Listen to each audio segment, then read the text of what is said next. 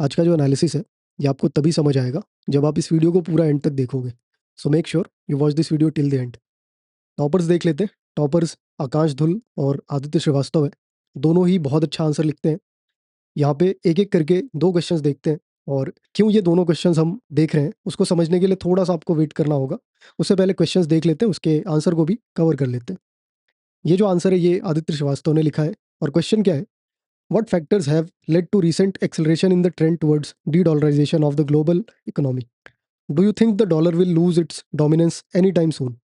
इसको कैसे अप्रोच करोगे आप? कोर टॉपिक है डी डॉलराइजेशन, उसके अंदर ये सारे आंसर्स आपको करने हैं। सबसे पहला क्या है, रीजंस फॉर डी डॉलराइजेशन आपको बताने हैं। उसके अलावा डॉलर की डोमिनेंस लूज होगी या नहीं होगी, ये दो तरीके के आंसर आपको इस वाले क्वेश्चन में करने हैं। देखते कैसे टॉपर ने अप्रोच किया। सबसे पहले एक शॉर्ट सा कॉन्टेक्स्ट है इंट्रोड्यूस करने के लिए।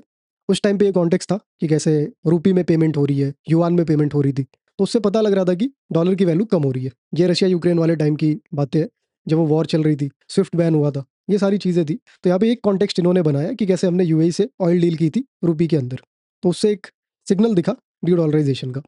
इसके बाद पहली हेडिंग आती है जहाँ पे आपको रीजंस बताने थे।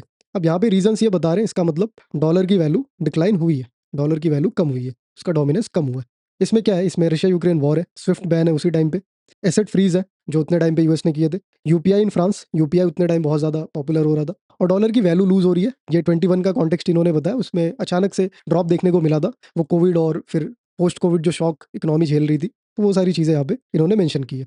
ये पुराना कॉन्टेक्स्ट दे रहे हैं क्योंकि 23 का आंसर है ये, तो उसी तरीके के एग्जाम्पल आपको यहाँ पे दिखेंगे। इसके बाद कॉस्ट ऑफ स्टेरिलाइजेशन इन्होंने मेंशन किया है। जैसा कि हम सभी जानते हैं जो डॉलर की डोमिनेंस है वो ज़्यादा तो है, और उसकी वजह से डोमेस्टिक जो मनी सप्लाई है वो अफेक्ट होती है, तो वो पॉइंट यहाँ पे इन्होंने मेंशन किया है। ये कुछ रीजंस है जिसकी वजह से डी डॉलराइजेशन में थोड़ा सा एक्सेलरेशन देखने को मिला है। ठीक है, पहला पार्ट एड्रेस हो गया।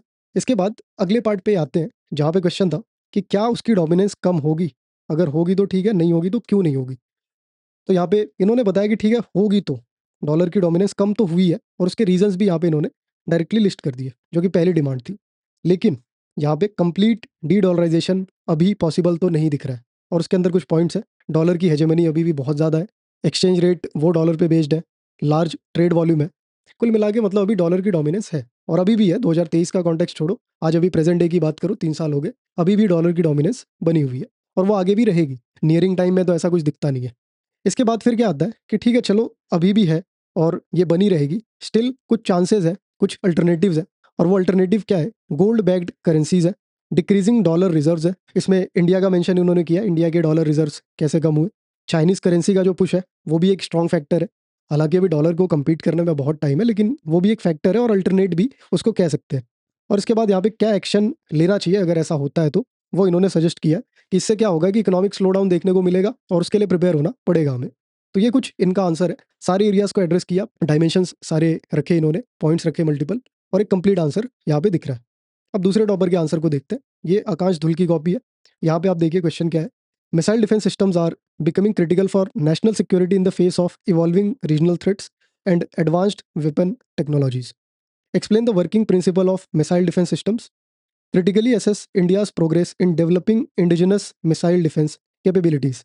अब इसमें क्या आंसर करना है वो समझ लो। सबसे पहले तो यार रीजनल थ्रेट्स क्या है, what are those threats.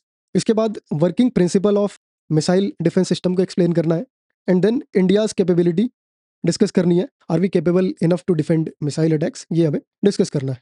3 parts है, देखते कैसे इन्होंने अप्रोच किया। अब यहाँ पे ध्यान देना, 150 वर्ड्स में ही आंसर करना है, ये बहुत इंपॉर्टेंट है, ये आगे चल के आपको समझ भी आएगा।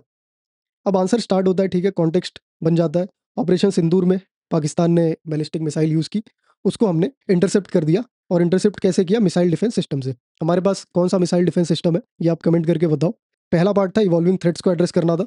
यहाँ पे इवॉल्विंग थ्रेट्स क्या है, यूएवीज है और MIRV है, जो मल्टीपल वॉरहेड्स लग जाते हैं, चाइना के पास वो है, तो वो यहाँ पे इन्होंने मेंशन किया। फिर उसके बाद हाइपरसोनिक और क्रूज मिसाइल्स, ये सब है, और ये कुछ थ्रेट्स है हमारे लिए प्रेजेंट की बात करें तो। इसके बाद मिसाइल डिफेंस सिस्टम और उसके वर्किंग प्रिंसिपल को इन्होंने यहाँ पे एड्रेस किया।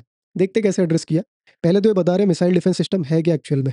इंटीग्रेटेड शील्ड है, और कैसे बनती है, मिसाइल्स होते हैं, रडार्स होते हैं, मल्टीपल उसके एलिमेंट्स होते हैं, मल्टीपल इंस्ट्रूमेंट्स होते हैं, जो सब मिलके एक इंटीग्रेटेड डिफेंस सिस्टम बनाते हैं, उसी को हम मिसाइल डिफेंस सिस्टम कहते हैं। अभी हमारे पास बैलिस्टिक मिसाइल डिफेंस है। इसराइल की बात करें, उसके पास आयरन डोम है, वो बहुत वायरल हुआ था बीच में, तो उसकी वीडियो सर्कुलेट हो रही थी। अब हमारे पास जो है उसका वर्किंग प्रिंसिपल हमें यहाँ पे एक्सप्लेन करना है। देखते हैं इन्होंने कैसे उसको एक्सप्लेन किया।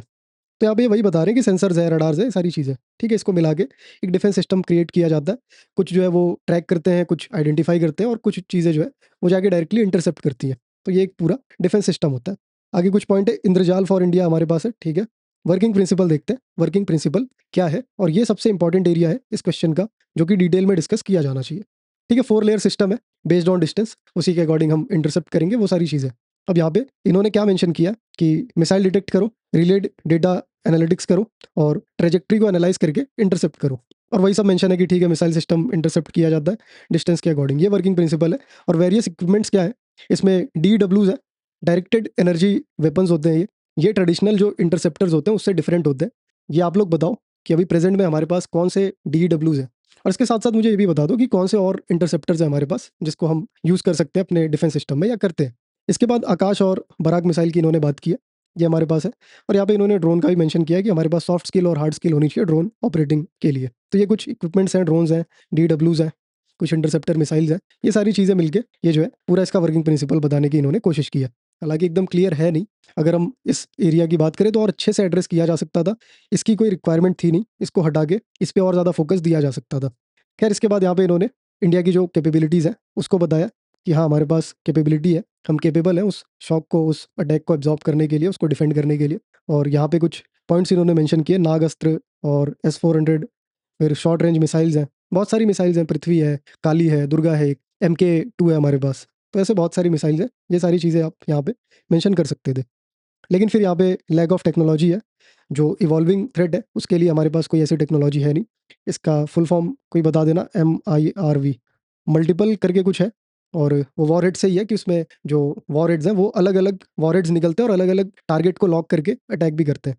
तो ये चाइना के पास है, वो एक थ्रेट है हमारे लिए, उसके लिए हमारे पास टेक्नोलॉजी अभी है नहीं, ऐसा इनका कहना। और वे फॉरवर्ड यहाँ पे इन्होंने दिया कि ठीक है, केपेबल है, लेकिन फिर भी आगे हमें क्या करने की ज़रूरत है, तो वो समझ लीजिए। AI इंटीग्रेशन करना चाहिए, एनर्जी वेपन्स को डेवलप करना चाहिए और डिफेंस कैपेबिलिटीज़ को बेहतर करना चाहिए, यही सब इनके पॉइंट्स हैं। और यहाँ पे कंक्लूड हुआ है। अब ये जो आंसर है ना, बहुत ज़्यादा कंजस्टेड आपको लगेगा।